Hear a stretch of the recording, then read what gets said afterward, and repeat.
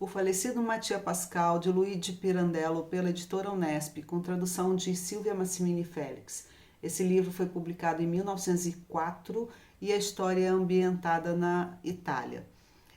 O livro traz a história de Mattia Pascal, um homem que, a princípio, ele era originário de uma família rica. O pai trabalhou muito, ele era comerciante, ele navegava, ele buscava mercadorias e ele acabou morrendo de malária, deixando para a família uma pequena fortuna. Essa família era constituída pela mãe, pelo Mattia e por seu irmão Roberto. Roberto se casa com uma mulher rica e vai viver a vida dele. E Mattia, ele fica ali com a mãe e os dois se veem diante da necessidade de administrar os bens, as propriedades rurais que o pai havia deixado. E então, o Mattia, a mãe e o irmão Roberto designam para essa tarefa um homem chamado Bata Malaina, que é um administrador que, segundo Mattia, roubava a família, né? No livro não há nenhuma comprovação desse roubo, né? Mas o Matias sempre fala aqui o tempo todo que o Malaina é o maior ladrão do mundo, tirou tudo dele. Mas veja bem, eram dois irmãos e nenhum deles se dispôs a administrar os bens que o pai havia deixado. Eles contrataram esse administrador, perderam tudo, né? Ficaram numa situação muito difícil. E o Mattia, ele era assim um cara irresponsável, um cara imaturo, um cara que não tinha nenhum objetivo na vida, um cara perdulário, que só vivia para gastar mesmo o dinheiro que o pai havia deixado. E, e ele, no início do livro, nós encontramos esse Mattia trabalhando como guarda-livros numa biblioteca, na biblioteca da cidadezinha lá onde ele mora. E ele está ali, né, trabalhando naquela biblioteca, e ele diz assim que ninguém gosta de ler, que ninguém gosta de livros, que aquilo ali era um monte de bolor, de mofo, né, que os livros não têm importância nenhuma. E aí o companheiro dele da biblioteca o convence a contar a história dele através da produção de um livro, que é esse, né? Então a gente encontra uma tia no início do livro tomando essa decisão de escrever a história da vida dele, que é um tanto quanto estranha.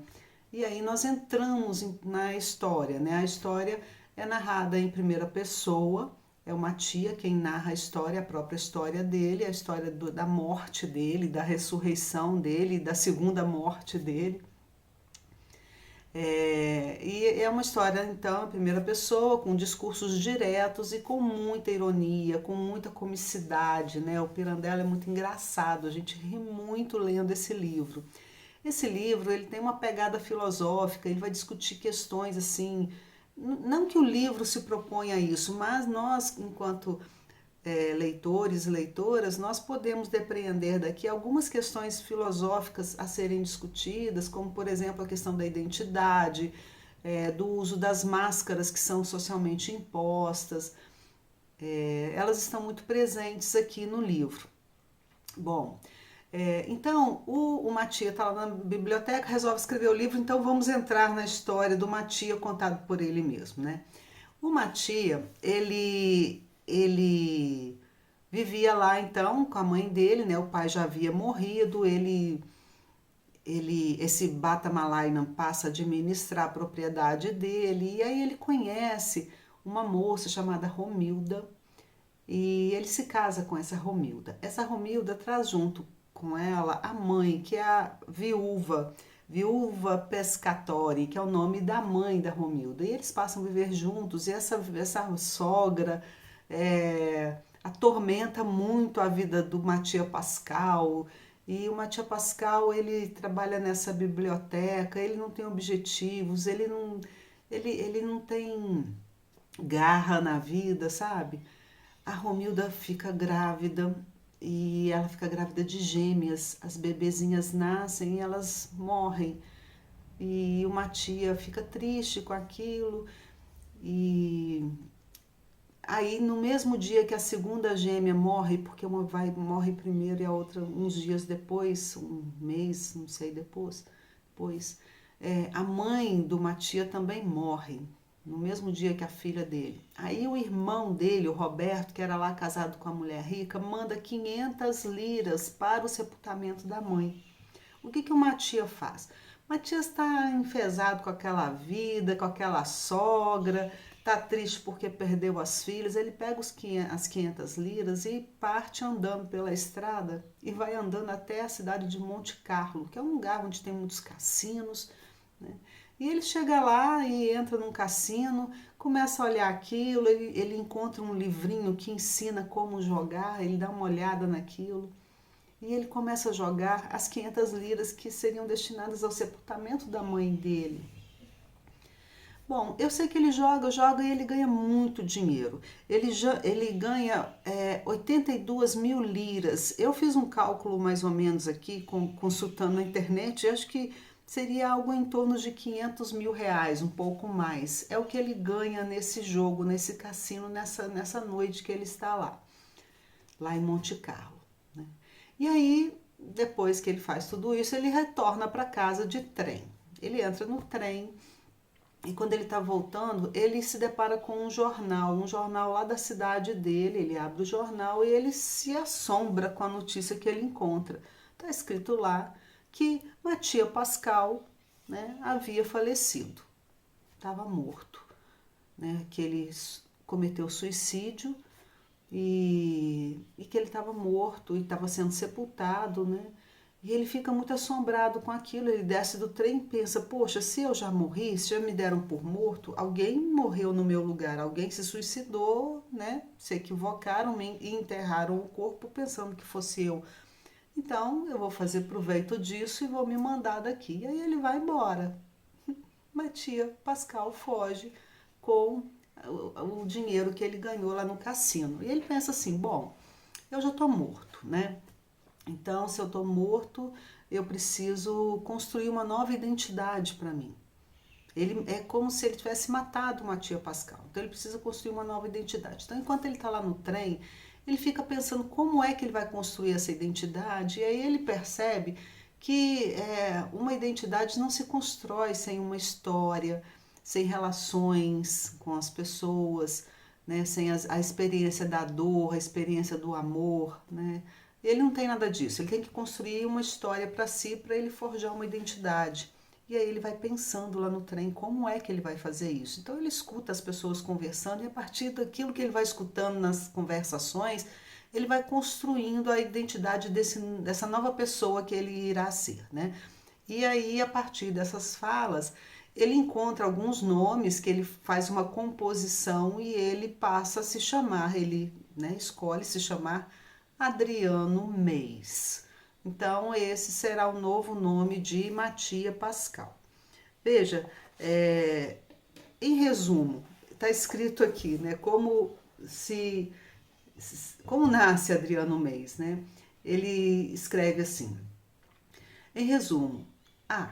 Filho único de Paulo Meis. B. Nascido na América, na Argentina, sem qualquer outra informação. C.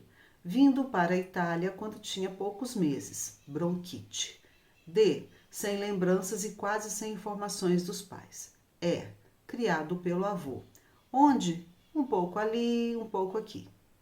Essa busca, essa construção fantástica de uma vida não realmente vivida, mas coletada aos poucos nos outros e nos lugares e feita e sentida como se fosse minha, me proporcionou uma estranha e nova alegria, embora acompanhada de uma certa tristeza nos primeiros tempos da minha vida errante. Aquilo se tornou uma ocupação para mim. Vivia não apenas no presente, mas também pelo meu passado, ou seja, pelos anos que Adriano Meis não havia vivido. Então, no início foi muito divertido, né? Ele construir esse personagem, essa identidade, coletando informações aqui e ali, construindo isso. E aí ele vagou por vários lugares até que ele chegou em Roma. Quando ele chegou em Roma, ele ficou lá por 2 anos e ele se hospedou na casa de uma família.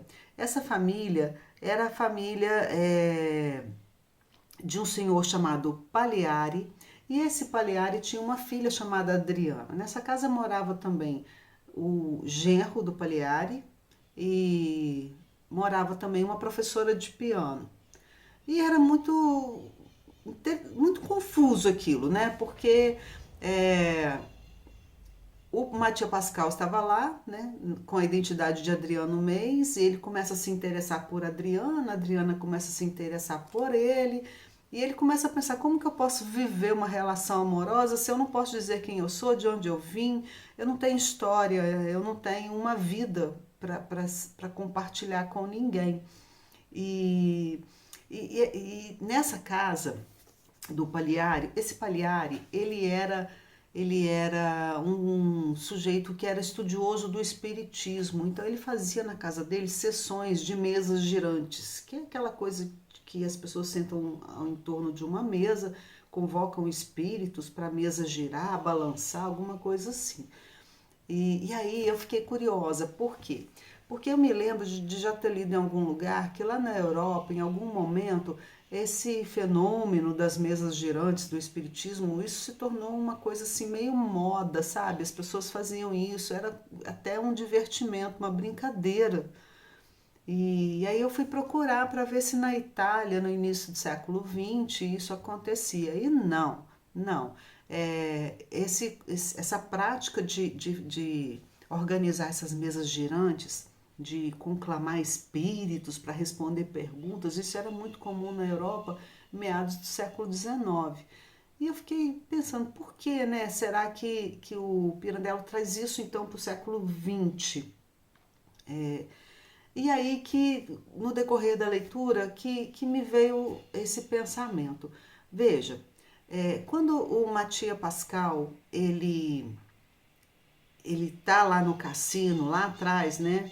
E ele muda de vida, ele deixa de ser, ele pensa que deixou de ser Mattia Pascal, né?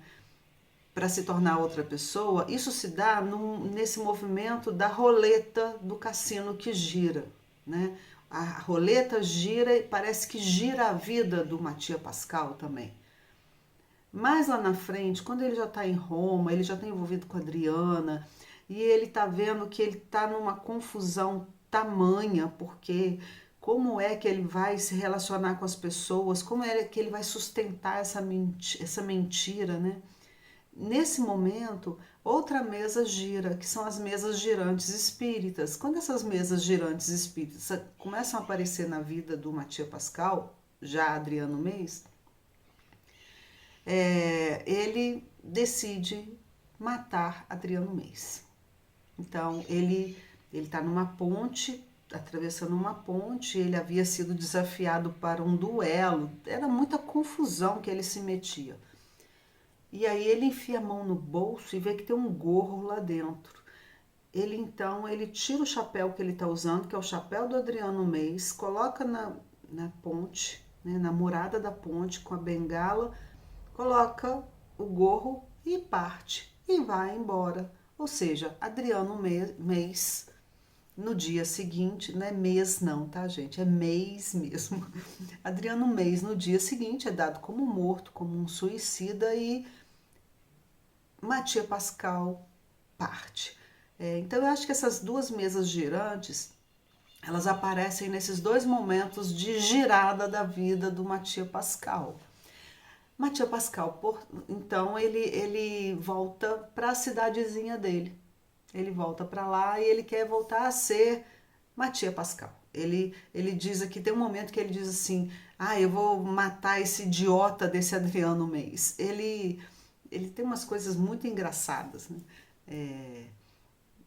Tem um momento que ele está caminhando na rua e ele diz assim, eu estou caminhando aqui como um morto, Mattia Pascal está morto e Adriano Meis acabou de morrer. Então eu sou um morto caminhando aqui pelas ruas. Pois bem, ele volta para a cidade dele, quando ele chega lá primeiro, ele vai até a casa do irmão. O irmão leva um susto, né? Claro, porque havia sepultado o Mattia há 2 anos atrás, mas o acolhe e tal.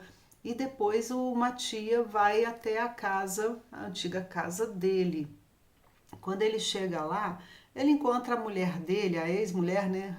Sei lá, que ele abandonou, a Romilda, ela já havia desposado outro homem, o Pomino. Pomino era um amigo do Matia, lá dos tempos antigos, e ele havia se casado com Romilda, já tinha um filho, né?